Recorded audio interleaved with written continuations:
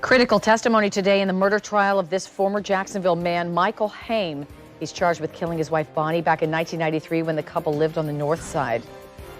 So far today, much of the testimony has focused on the investigation of the crime conducted by law enforcement. Detectives have been grilled by defense attorneys on why they failed to find the dead woman's remains, which were accidentally discovered by Bonnie Haim's adult son years after the murder. News 4 Jax reporter Scott Johnson is joining us live from the courthouse with an update on this second day of dramatic testimony. Scott?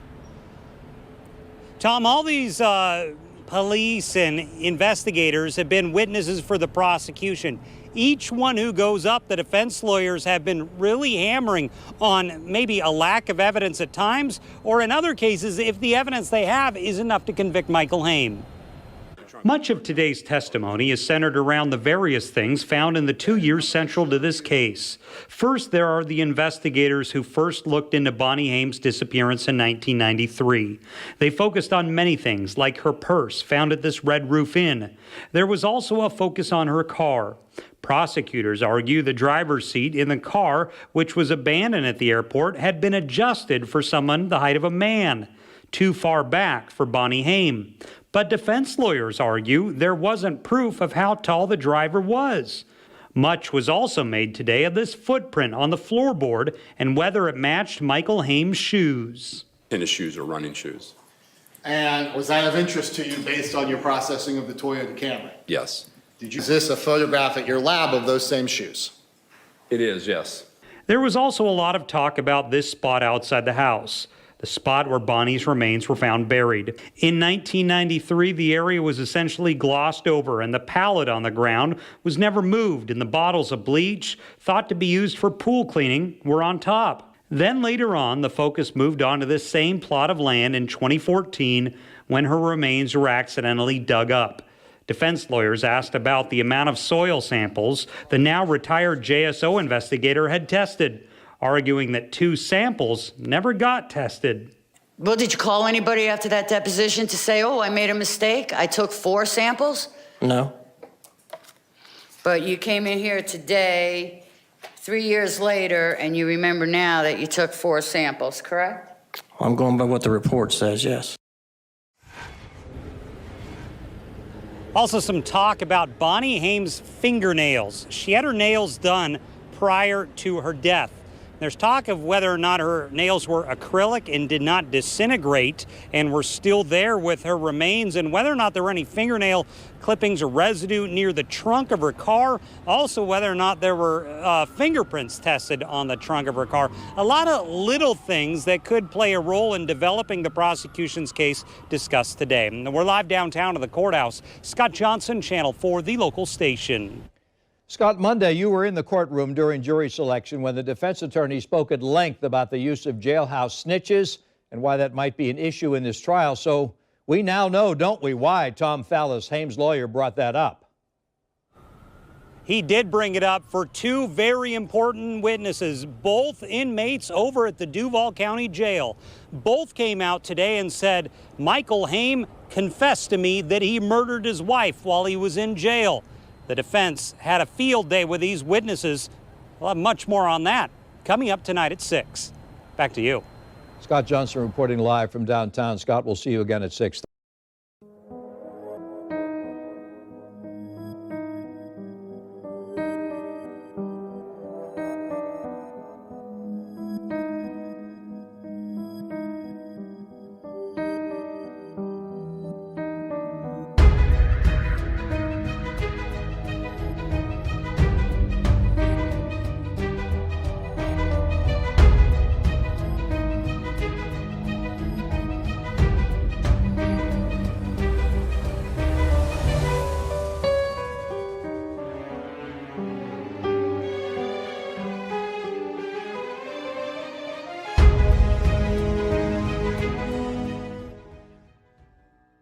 Good afternoon and welcome to True Crime Mysteries. If you're new to the channel, hello and welcome, and if you're returning, welcome back. First, let's get the housekeeping out of the way. We have merch in the store as well as channel membership / Patreon that gets you exclusive content and other goodies. If you could give this video a like and comment with your thoughts down below, that would be much appreciated as it helps the channel to grow.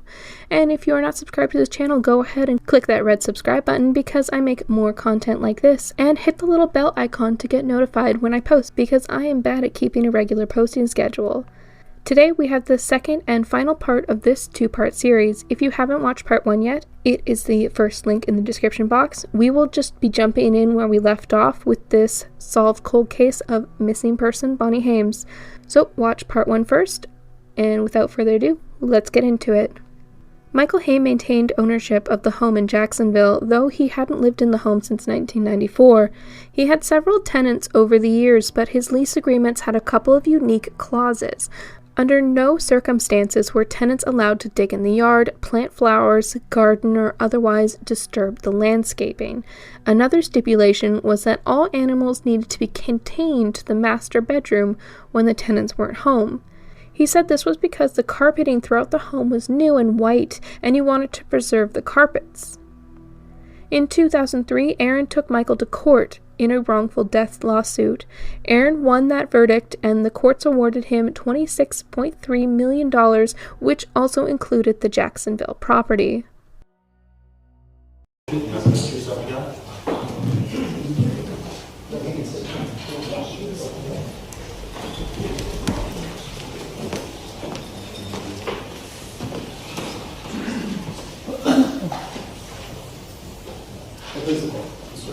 Please introduce yourself to the jury. I'm Aaron Fraser. And what do you do for a living?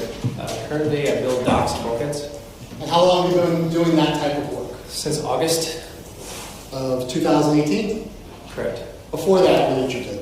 I had a lawn business for about 4 years. What was the name of that lawn business? Coastal Dream Lawn Care. Where do you live? Just generally, what part of town? On the north side. Who do you live there with? My wife. And who else? Just the two of you? Yeah, my parents live very close by. There's 15 acres there. I live on 5, and they live up towards the front of it. And what are your parents' name? Dorothy Jean Fraser and Ronald Fraser. And did they raise you? They did. From the time, I guess, around 4 years old. And do you know a person by the name of Michael Haim? I do. And how do you know this person? Legally, he's my biological father. Did he raise you from 4 years on? No. Who's your mother? Biologically, Bonnie. Yes. And that's what I meant, biologically. Do you have any memory of Bonnie? No. Do you have any personal memory of her disappearance? No. Do you have any memory of being raised by either your mother, biological mother, or your biological father? No. Well, I turn your attention to 2439 Dolphin Avenue. Do you have any memory of living there as a child? No. Are you aware of that residence? Yes. And how are you aware of that residence? I obtained the property, I believe around 2003. And it had, I may be wrong with the date, but it had tenants in it when it was in my possession, and they stayed there until I decided to, or they moved out, and that's when I decided to renovate it and sell it. So I know you're not sure about the day you received it, but were you an adult when you received that property? No. Okay, so you were still a teenager? Correct. Okay. But you didn't receive the property when you were 4 or 5 years old? No. And do you know who had the property, who was the owner of the property before you? Michael Haim. Before December 14th of 2014, did you ever do any kind of digging or repairs in the backyard? Not in the backyard. Why did you decide to do all these repairs in the backyard? Because it was in disrepair, in my opinion, and I wasn't sure at the time if I was going to rent it again or sell it, and it needed to be fixed up. The pool hadn't worked in a couple of years. It had settled, the concrete around it had settled and was cracked and needed to be either completely redone or demolished, and it was just more cost effective to get rid of it. It was cheaper to just take it out and make it grass as opposed to making it new. Correct. Okay. And you weren't sure what you were going to do with it after that? Not at the time. Can you describe for the jury the condition of the outdoor shower?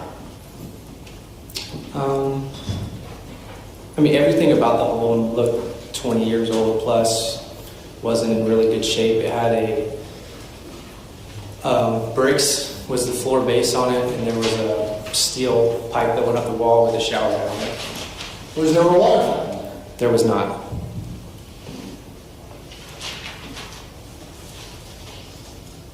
Do you know who the tenants were before you started doing this demolition? Ted and Cynthia Mitchell? And were they a long-term tenant? Yes. Do you know how long they were there? Not exactly, but they were there the entire time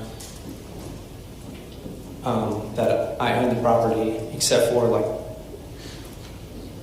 maybe 6 months prior to doing the renovation.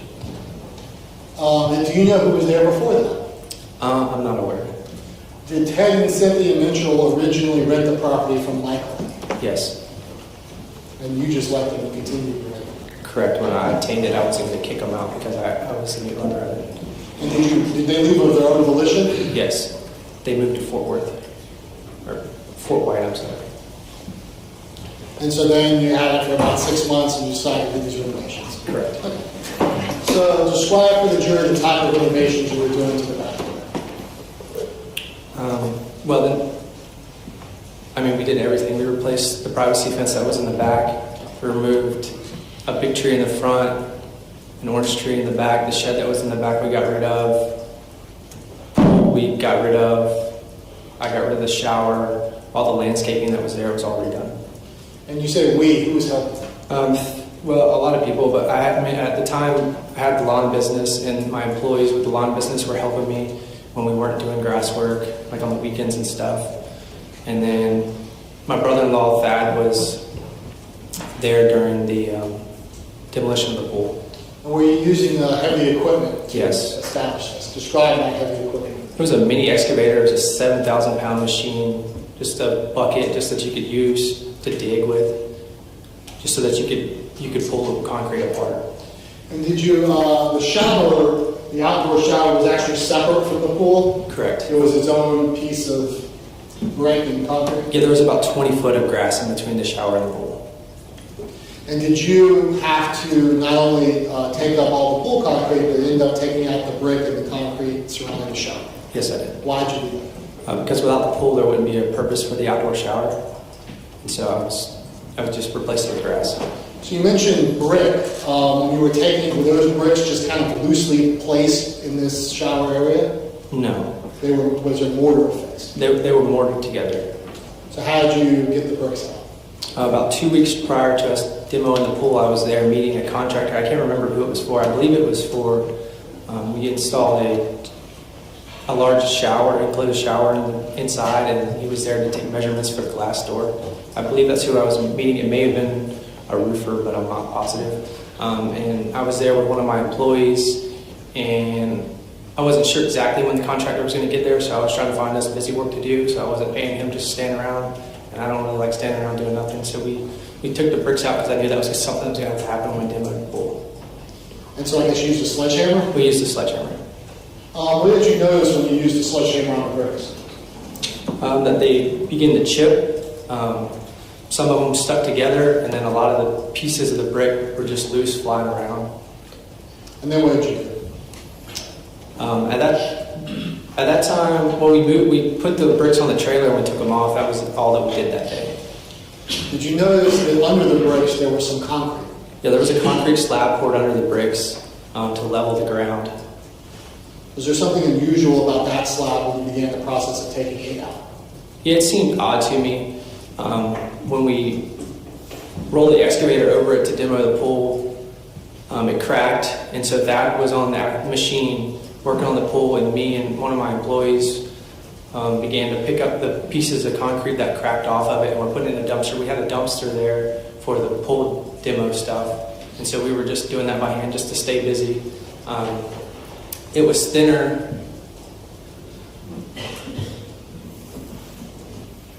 Away from the house. It was the shower was up against the house, so the closer we got to the shower, the thicker the concrete got. And inside the concrete towards the house was a bunch of broken brick pieces. Approximately how deep was this thin layer of concrete? Towards the outside of the shower, I would say it's about a half an inch, and up against the wall of the house, it was probably 3 inches. Okay, so it's not very deep. No. In fact, the excavator cracked it with the... Correct. Did eventually, during the process, did you have to, once you got all the concrete out of there, was there a leak? Yes, and the thinner part of the concrete where the excavator rode over is what cracked. And I grabbed a sledgehammer and began hitting the concrete to bust up the rest of it that didn't crack. And I noticed that it was getting thicker and thicker and thicker and harder to bust apart with a sledgehammer. And the steel pipe was coming up through the concrete. So I was concerned that if I hit it, it would bust the pipe. And I was just standing there looking at that, and he noticed that I was thinking about something, and he said, just hit it, it'll be fine. And I hit it, and it broke the pipe. And so we stopped what we were doing because we were using a concrete saw to cut the pool, sections of the pool, and you need water to do that so it doesn't create a lot of dust and just blow dust everywhere. And so we had to fix the leak, but so we can continue to demo the pool. How did you go about fixing the leak? I just had to find the leak first, so I started using a shovel to dig the pipe up to find where it was broken. Could you tell that it was coming from the piping that was basically under the shower? Yeah, I mean, it was just exploding water out of it, so I knew it was there somewhere. I just had to find where. And did you eventually shut off the water? Yeah, we turned off the water so we weren't making a big mud mess. But it was exploding for at least a little while. Right. Tell the jury what you found next. I was digging the hole. I noticed, at the time, I thought it was a French drain off, because on the backside of this wall is the laundry room. I assumed it was a piece of corrugated pipe, and it was, I've seen like septic systems and stuff, they'll put styrofoam around them and then wrap them in a filter cloth so that the water can seep out but dirt doesn't get in it, so it allows this water to drain. If you have a well or something, you can take that water and run things and not have to pay for sewage and all that. So I assumed it was some kind of makeshift French drain. As I was digging the hole, it wasn't on purpose. I accidentally busted up the bag, and I saw what I describe as something that looked like coconut. It was a fibrous material, just like a brown coconut. The bag, can you describe that a little bit more for the jury? Yes, I mean, after I busted it and I had my hands on it, I would describe it as visqueen. I know most people don't know what that is. It's like a concrete, they'll put underneath concrete so moisture doesn't come up through it, but it's similar to like a contractor bag. That's what it appeared to be. You thought it had something to do with the actual concrete brick that was protecting the shower, or that you were standing on from the shower? Well, I thought it was for the French drain for the laundry room. Okay. So you thought it had something to do with the drainage from the laundry room? Correct. Did you quickly realize that wasn't the case? I wasn't quick. I picked up the coconut object, and it ended up being the top portion of her skull. I looked at it. I had it in my hand. I didn't really see anything. I handed it to Thad. And he looked back in the hole, and we could see teeth. And at that point in time, you could see the top portion of her eye sockets. So had you already driven the shovel into that area? Correct. Okay, so your theory caused at least some damage. Yeah, we certainly busted the bag and hit this remains. So once you start seeing that it's human remains, what do you do? We set the top portion of the skull back in the hole, and I called my mom, who I refer to as my mom, Jean Fraser. I actually call her Mima. I refer to her as my mom. To try to get Robbie Henson's phone number, because I knew he was the lead detective on the case. She wasn't home, she was at church. So I called my wife, who is obviously just like a half a mile away. She went down to my mom's house and got her Rolodex, looked up Robbie's number. I called him, he didn't answer, he was also in church. So I called Alyssa back, my wife, asked her to look up Laura Carper's number, who was a psychologist that I had been continuing to see. She had both her office number and her home number. I called her home number. I didn't have these numbers, but my Jean did. I called it, it referred me to her cell phone. I called her cell phone and left her a message that I think I might have found my mom. And she called back shortly later.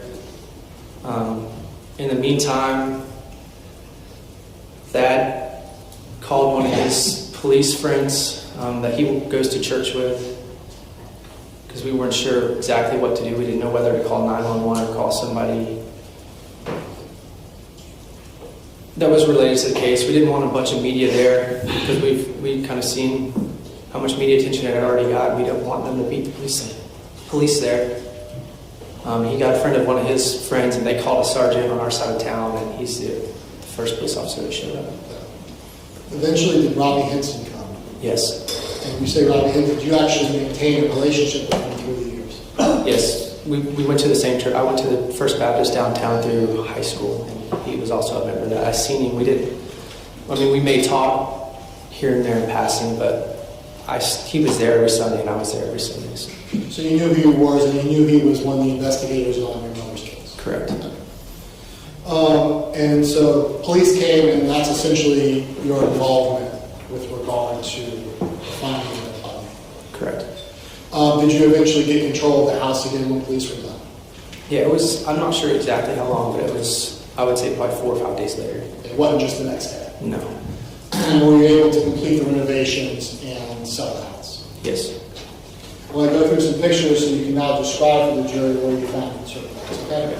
It should come up on your screen. If it doesn't, you just want to touch it. So,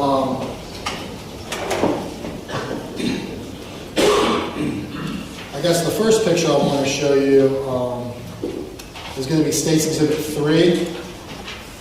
Because this photograph is an aerial of Dolphin Avenue, State's Exhibit 3. You see the shower area is covered by what appears to be wood planks. Is that the way the shower area was when you completed your renovation?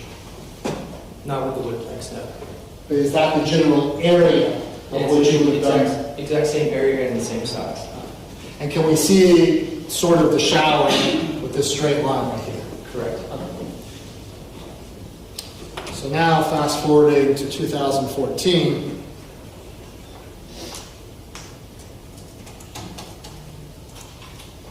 State's Exhibit 49. Does this fairly accurately depict the front yard of Dolphin Avenue with your demo? Yes. And is that green trailer where you would put portions of the concrete that you would cut? Yes. We'll just go through it. State's Exhibit 50. Are those the pieces of the pool? Some of it's the pool and some of it is the shower. Okay, and we have a good picture of State's Exhibit 51. Is this going to be a picture of the shower with the concrete area? Yeah, it's the shower with the broken pieces of bricks in it. And can you kind of show that? So can you show the jury what the bricks are, so we know? There's just a bunch of little pieces all throughout the concrete. And do we sort of see in this photograph that it was thinner as it got further away and then thicker closer to the shower? Yes. Can you go back? Yes, sir. I would say you see like this piece right here, how thin that is. That's how it was up towards the privacy fence. Really thin. This here is all pretty thin. Okay. So that would be what we see in State's Exhibit 51, that the brick attached was... that was the stuff that was closer to the house. And because the thinner parts were easily broken and crumbled into more pieces. Right. As opposed to one giant piece. Right.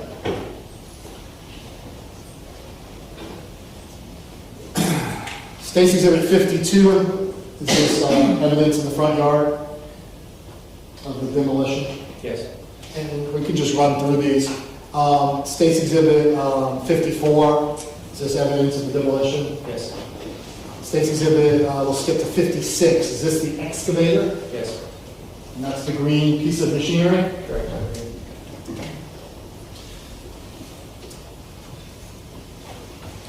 We'll go to State's Exhibit 58. The State's Exhibit 58 fairly and accurately depicts the area that contained the bricks and the concrete. Yes. So that entire dirt area that we can see in State's Exhibit 58? That square there. So it was more than just a couple feet by a couple feet. Yeah, I would say it was 5 by 5. In State's Exhibit 59, do we see the shovel that you were using? Yes. And is that, when you found Bonnie Haim's skull, did you stop digging? Yes. So that's as far as you got what we see in State's Exhibit 59. Yes. State's Exhibit 60, is that again a different angle of how deep you got? Yes. And do we actually see pieces of what turned out to be Bonnie Haim's skull? Yes. You say you tried to put some of it back, or did you just drop it in? Yeah, I'm not sure. My recollection was we put it back in the hole, but I'm not sure. Okay. State's Exhibit 61, is that the pipe you were referring to? yes. State's Exhibit 62, is that going to be the part of the black tarp that you cut here?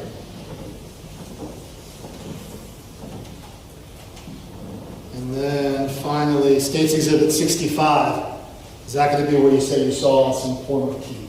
Yes.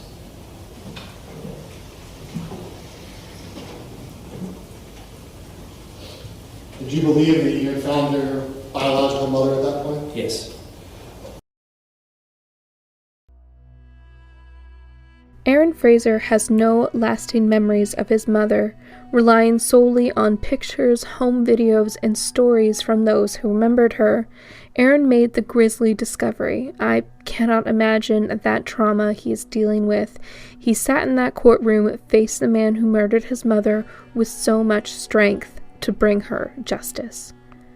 After the discovery of the remains, a full forensic investigation begins. Due to the time and the location of the remains, much evidence was lost. No cause of death could be determined. However, there was evidence of what could have been damage from a projectile on the inside of a hip bone, but there was no way to know for sure. Officers that had searched the home in the days preceding Bonnie's disappearance all admitted to not checking under the shower area. Officers had felt that the area had not been disturbed, and everyone had assumed that the wood pallet wasn't easily moved. There were a bunch of things on top of the wood pallet, and it looked very normal there. Bernie had sold the property to Michael when the couple had first married. When he had owned the property, he said that the shower area had been soil with a layer of bricks, covered with pebbles for drainage, and topped with what was described as a wood pallet to keep your feet clean while using the shower. When Aaron was demolishing the area, he said that underneath the wood pallet had a layer of concrete covering up broken bricks. Those that had excavated the site described a lot of pebbles mixed in with the soil. Though we may never know what happened that night, investigators feel that a likely series of events were as followed. On January 6, 1993, Bonnie Haim told her husband that she was leaving him. Michael Haim was a jealous, overbearing, violent husband who may have suspected his young wife had an affair while he'd been out of town. He was never going to let her go. He knew that Bonnie would thrive without him. The beautiful, charismatic, fun-loving woman had her whole life ahead of her. He took that option away. He instead decided to end her life that evening. He then hid her underneath an outdoor shower area, breaking through the bricks, digging only 2 feet down. He placed the body in a shallow grave, covered it, and laid quick-drying concrete on top of it. Covered the concrete with the wood pallet and piled a bunch of items from the storage shed on top. He then tidied the house and called his mother around 3 a.m. It wouldn't be beyond the scope of imagination to hypothesize that his mother may have helped him cover it up. Mind you, I'm just going to say allegedly a few times. They were together from 3 a.m. to 7 a.m. There were multiple wet towels that faintly smelled like bleach that were gathered by investigators, but they weren't able to get any evidence from them. Michael and his mother may have dumped Bonnie's purse at the Red Roof Inn and drove her car and she may have helped him drive Bonnie's car to the airport. I imagine that Michael needed a second person to drive a secondary vehicle, but there's no evidence to prove that, and she's still maintaining his innocence as well as her own. According to officers, the keys recovered from Bonnie's purse were the spare set of keys. When officers asked family members for Bonnie's keys, the keys were recovered from the home. It was odd that, according to Michael's story, Bonnie would leave that evening and not take her regular key ring, but the spare key from the dealership. Officers hypothesized that at some point after midnight in the early morning hours, someone, likely Michael, drove Bonnie's car to the Jacksonville airport and parked it in the long-term parking area. They knew it was after midnight because employees that worked in the airport would count how many cars, and no one who worked at the airport remembered seeing that car there until the next morning. Afterwards, the purse was dumped in a nearby motel dumpster in an effort to paint a narrative that Bonnie had up and left town. It was likely Michael's hope that the purse would never be found and the car was discovered first. Unfortunately for him, the series of events did not occur that way. Okay, I'm going to show you what's been introduced as State's Exhibit 5. Is this an aerial photograph of the red roof van? Touch your screen and it should come on. Oh. Is that an aerial photograph of the red roof van? Yes. And do we see the dumpster here in the back? Yes. And then we have State's Exhibit 6, and again, you can see the dumpster in the back? Yes. State's Exhibit 8 is Google Maps to show that the red roof van is in relatively close proximity to the airport. Is that your memory of where the red roof van is in relation to the airport? Yes, sir. State's Exhibit 9, what's the jury looking at here? This is a photograph of the dumpster, the one with all the debris in it, and the second dumpster that we brought in to transfer that debris as we searched the dumpster. So the dumpster to the left of the photograph was actually just brought in to hold the garbage? Correct. What was the purpose of going through that dumpster? We were looking for any additional evidence, for any remains that might be possible.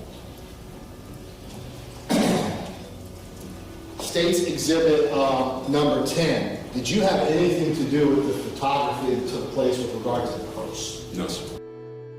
Additionally, there's also the shoe prints in Bonnie's car that match his shoes, and also the positioning of the seat drew questions. Have you seen that picture before?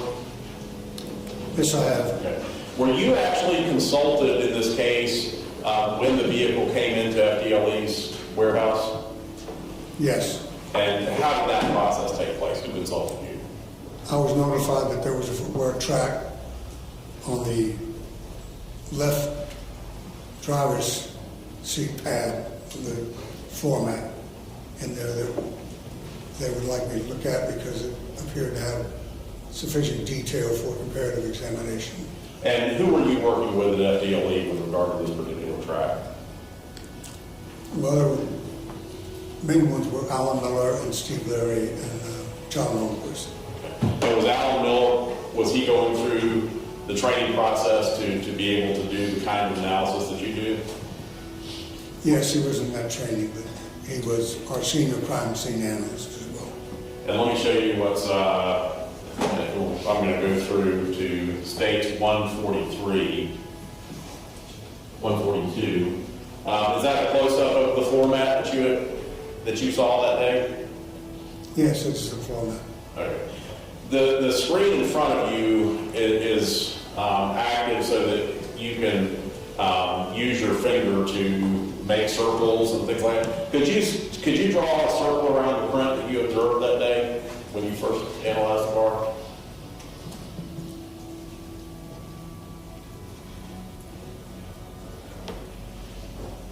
And there's a whitish substance.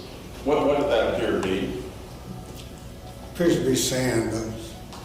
Okay. And when you observed the print, at this point you were just looking at it with your naked eye?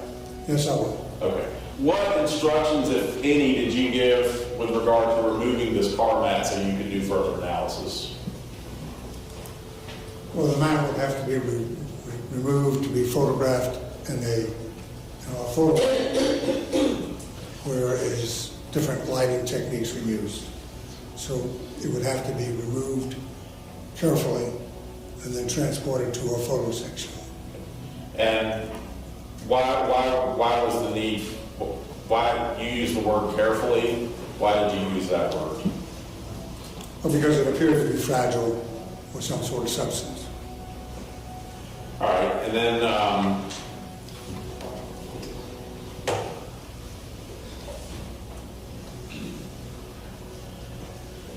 showing you State's Exhibit 144.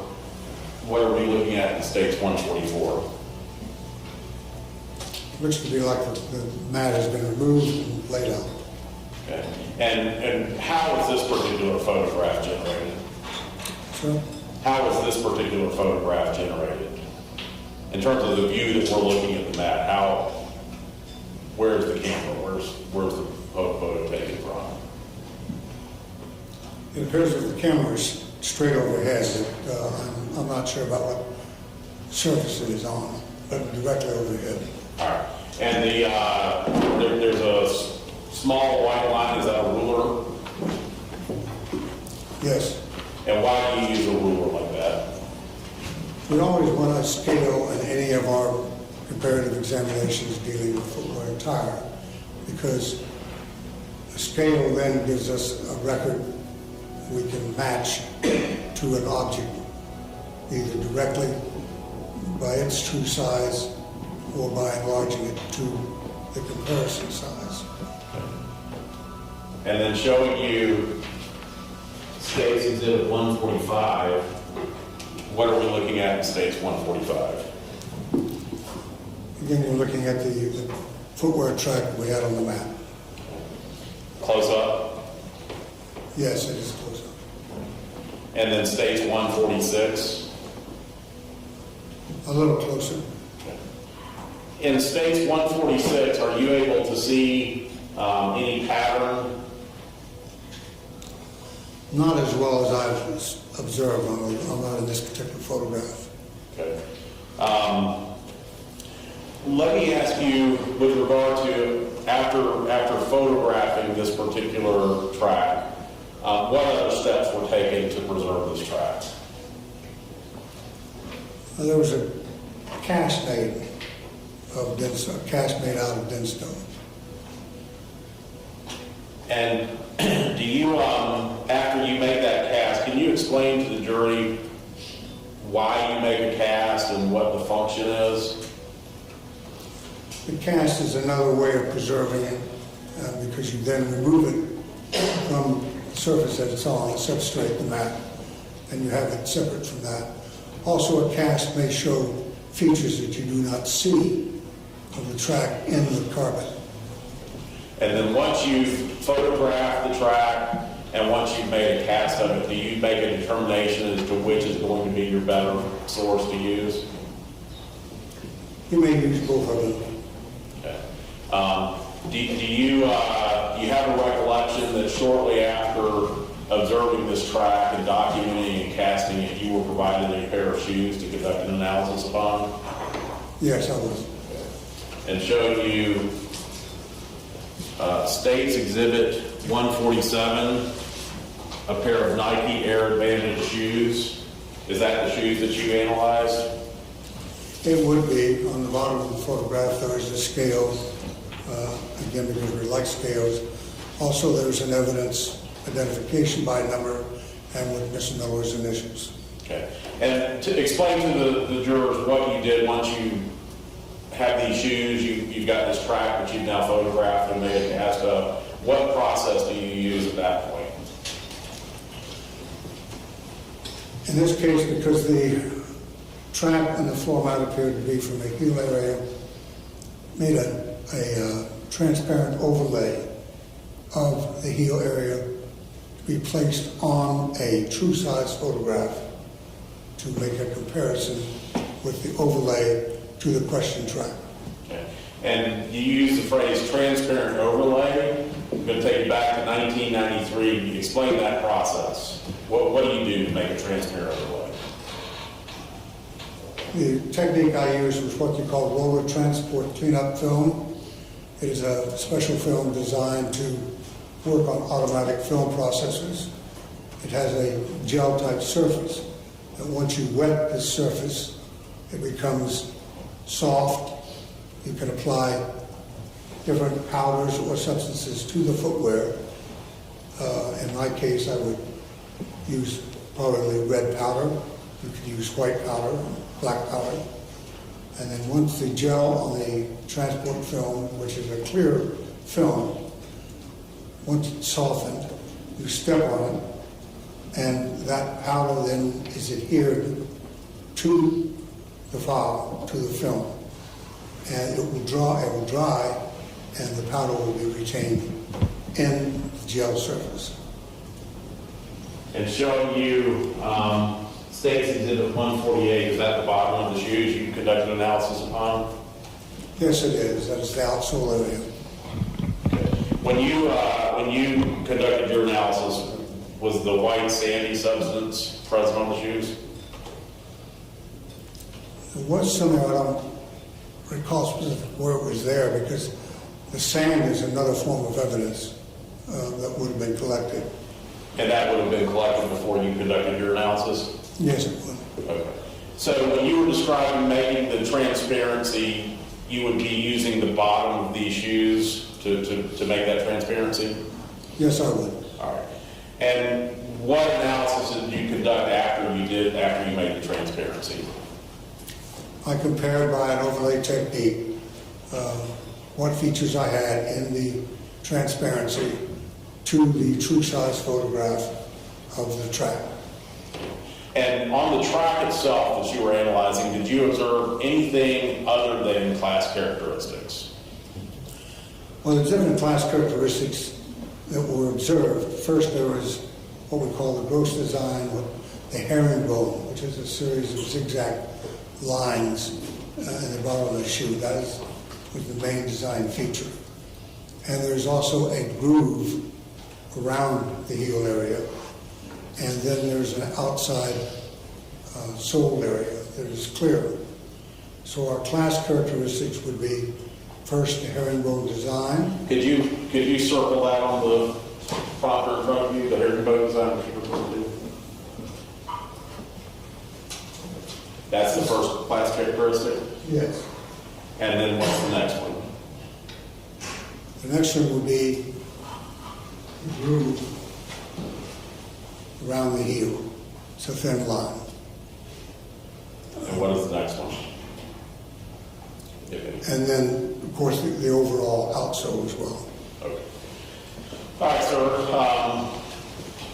I'm going to place States Exhibit 146 on the overhead for you so that I can enlarge it.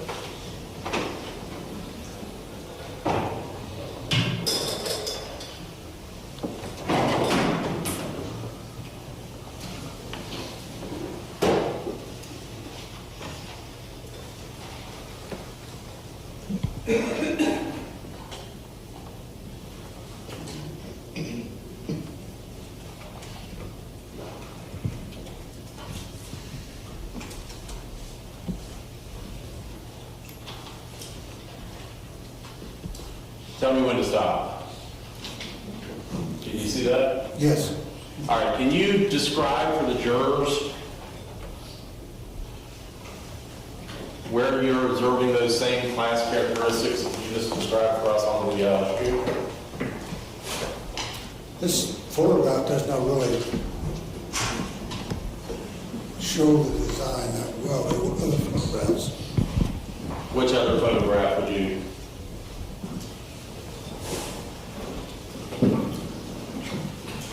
Let me go to the pictures.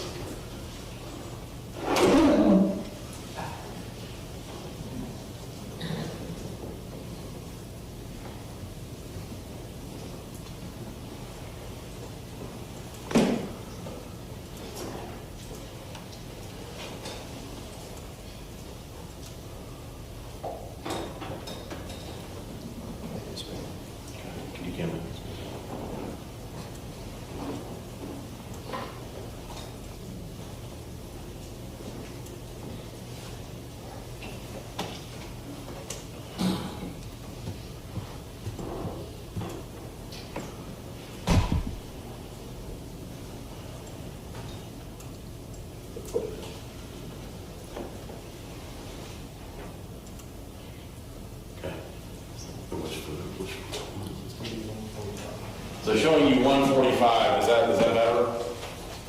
That is a little bit better, yes. Okay. So can you just use the teleprompter in front of you to show where you observe the track on the map? See the outside edge of footwear. And here you see angled lines of the herringbone design. And those, again, are class characteristics? Yes, they are.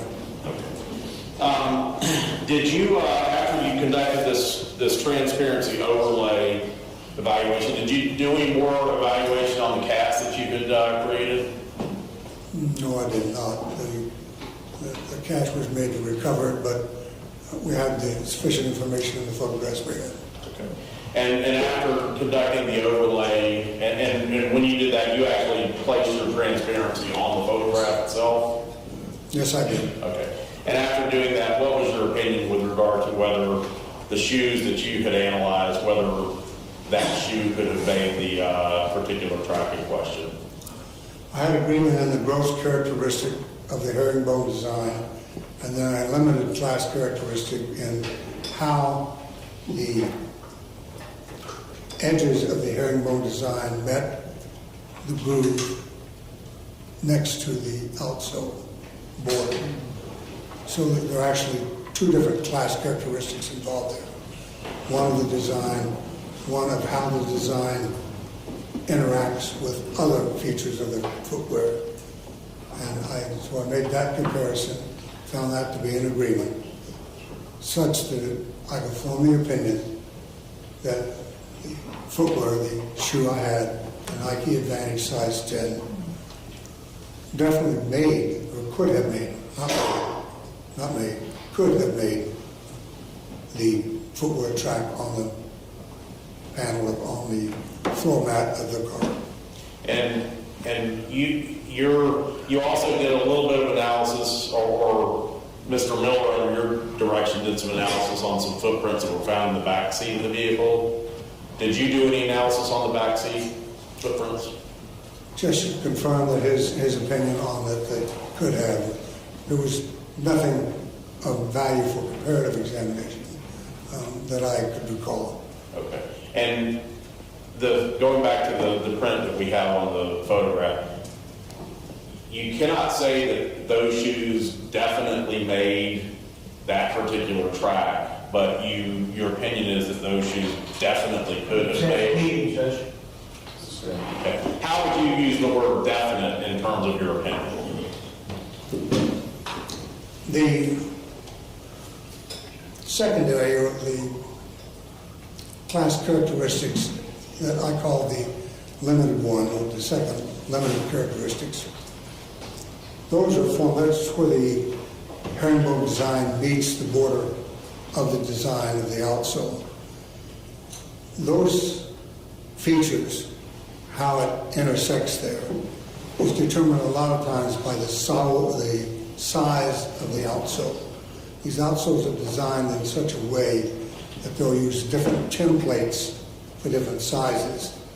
And one template, the edges or the angles of the herringbone are different from size to size. In this case, there was an agreement in the herringbone design as it met the edge of the design features, such that it's my opinion that it was of the same size. This then reduces it, the number of observations or the number of associations we can make. And this is why the term definitely was, because I believe it to be in the same size category. Michael's story also changed throughout the years. He had first said that after 8:30, Bonnie had gone on her stepper before leaving the house. During his trial, he said that Bonnie was painting her nails and sewing something. Bonnie wore acrylic nails. They were actually recovered intact after so many years unscathed. Bonnie always had her nails done routinely at the salon, and you can't really paint over acrylic nails with bottled nail polish. It messes with the manicure. It would be highly unusual for someone to paint over their salon manicure with a bottled nail polish. In 1993, Michael had also said that Bonnie left the house wearing jeans and a sweater. In the gravesite, Bonnie was wearing pink sweatpants when her remains were recovered, and in the burial site there were also synthetic threads from an extra-large Fruit of the Loom cotton t-shirt. The cotton had worn away with time, but it left the synthetic threads that once held the garment together. Press it, just the screen anywhere it should come on. Do you see it now? Yes. Who's the lady in the white jacket? The lady with the white hair and the white jacket is me. And so you actually went to the scene and examined some of the pieces of evidence, the bones, while the excavation was being done. That's correct. I'm going to show you what's been entered into evidence. It states Exhibit 117. Is this how the medical examiner's office received the remains of Bonnie Haim? Yes. So I'm going to go through a few pictures. The remains, was it something that was easy to do to separate all the dirt and rocks and things and determine what was part of the skeleton and what was just dirt and rocks? It was very difficult, especially considering I am not an anthropologist, so being able to decide what's a pebble and what's part of a bone can be very difficult. Even to your trained eye.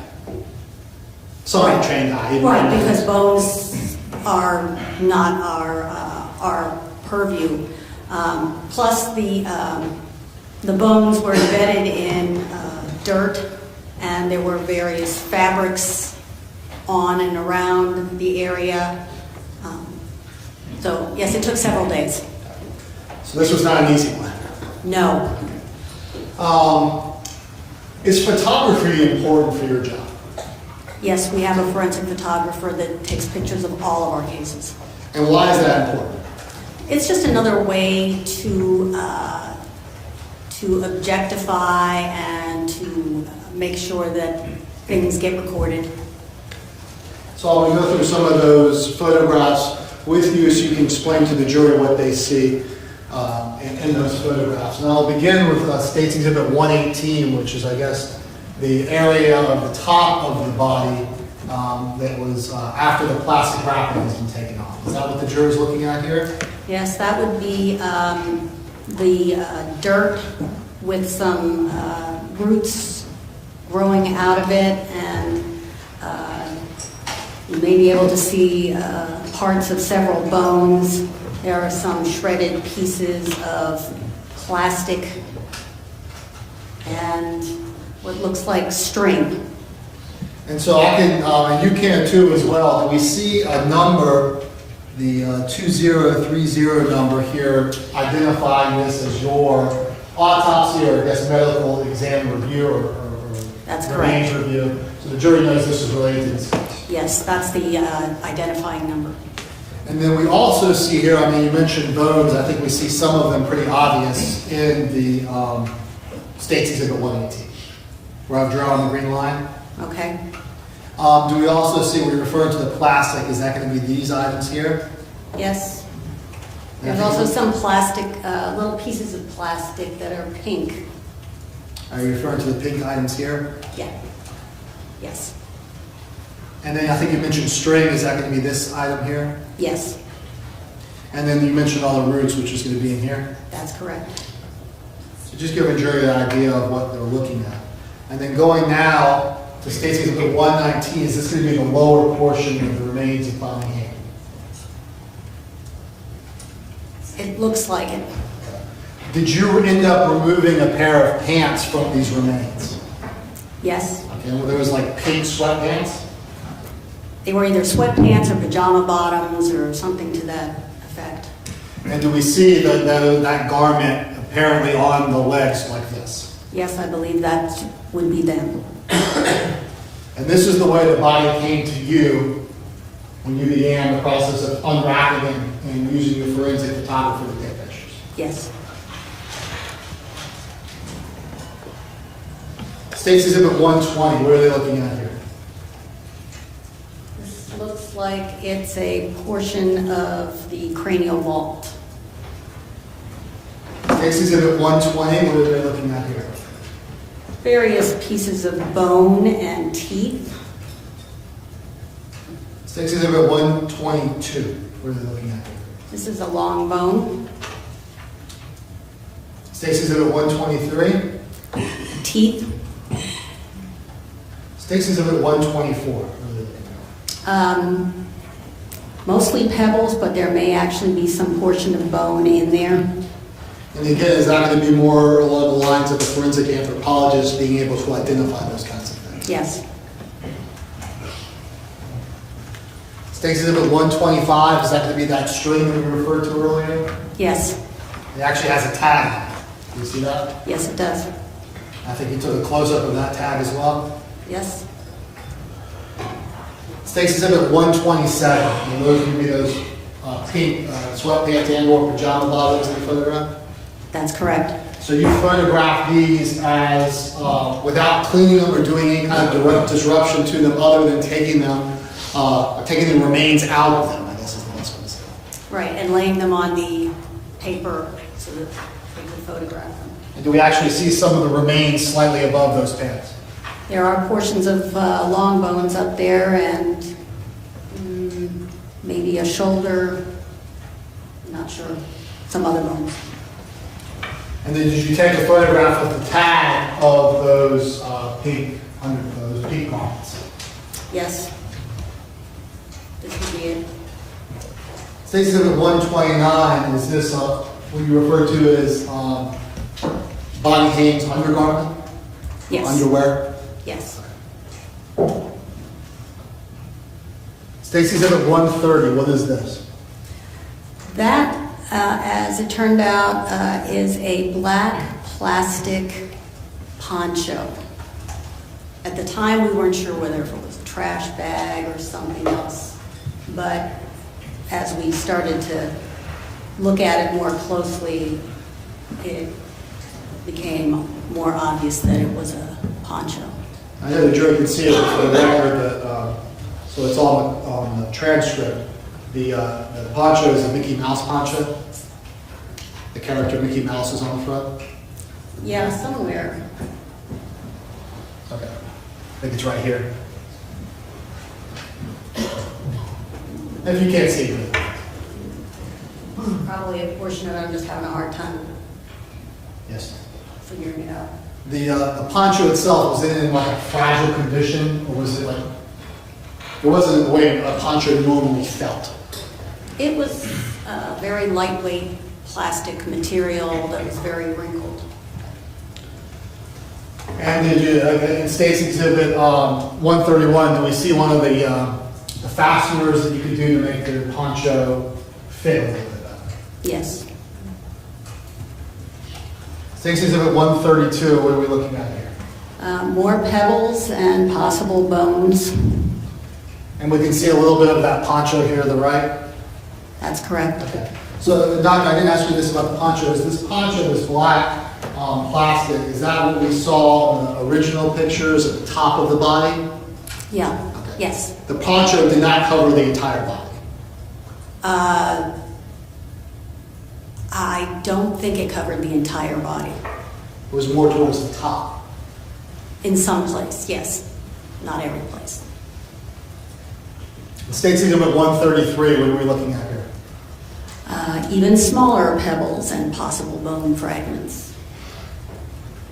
State's Exhibit 134.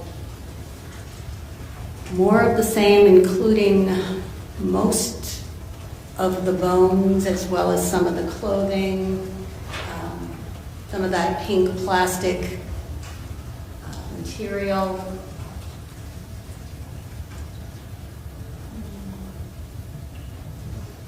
Thank you, Doctor. So I think I'm going to show you, I want to fast forward now.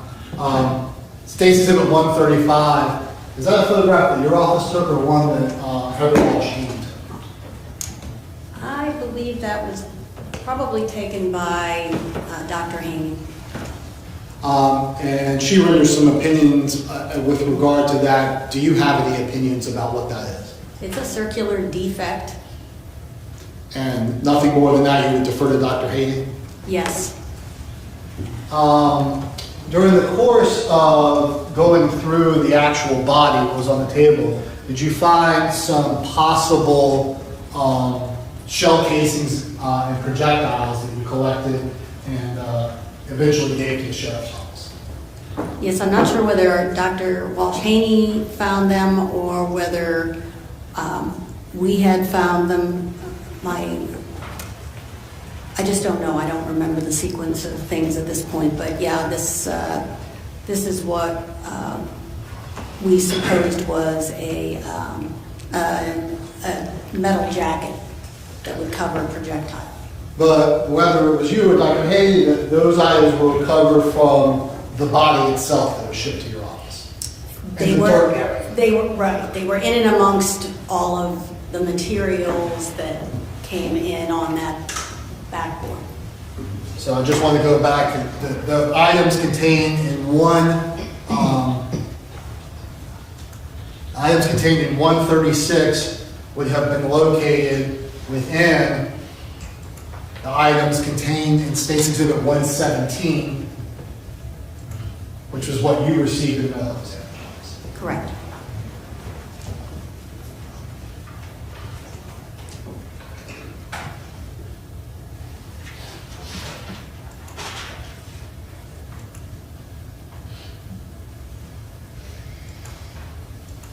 And finally, State's Exhibit 137 is going to be a full layout of the skeletal remains, essentially in their anatomically correct position. Essentially anatomically correct. Were you aware of the fact that Heather Walsh-Haney also briefly came to that scene? What we know is that truth never changes. From decade after decade, the truth never fades. Michael Haim was never able to keep his story straight. His defense team could not come up with an alternate explanation on how Bonnie Haim ended up underneath the outdoor shower. His trial in 2019 lasted 3 days. Almost its entirety is available on YouTube, and I'll link it in the description box. I watched the whole thing, and it is not great for Michael. Evidently, the jury agreed, as it only took them 90 minutes to deliberate. All right, welcome back, ladies and gentlemen. You can take your seats. I understand the jury has reached a verdict. Is that true? And you provided the verdict form to Ms. James, who's provided it to me. Finding no errors or omissions in the verdict form, Mr. McAllister, would you please publish the verdict? In the Circuit Court of the 4th Judicial Circuit, and for Duval County, Florida, case number 2015 CF 7825 for Division CRE, State of Florida versus Michael Ray Haim. Verdict: we, the jury, find the defendant guilty of murder in the second degree as charged in the information. So say we all done in Jacksonville, Duval County, Florida, signed by the foreperson on April 12, 2019. On May 21, 2019, Michael Haim was charged with second-degree murder and was sentenced to life in prison. After 2 decades of freedom, he finally faced the consequences of his selfish actions. Those who had advocated for Bonnie were allowed to watch as the man that they knew had hurt their loved one would serve justice. Though it won't bring Bonnie back, hopefully they can now heal with answers and justice. Well, that's going to be it for this video. Thank you so much for tuning in and hanging out until the end. As always, please give this video a thumbs up if you like the content and subscribe for more if you haven't already. Also, let me know if you liked this longer video. If you've done all that and want to support me and the channel, we have channel membership / Patreon to get early access, members only content, and more. We also have merch and other goodies in the description box and links to all my socials. But until then, I will see you all in the next one. Bye for now.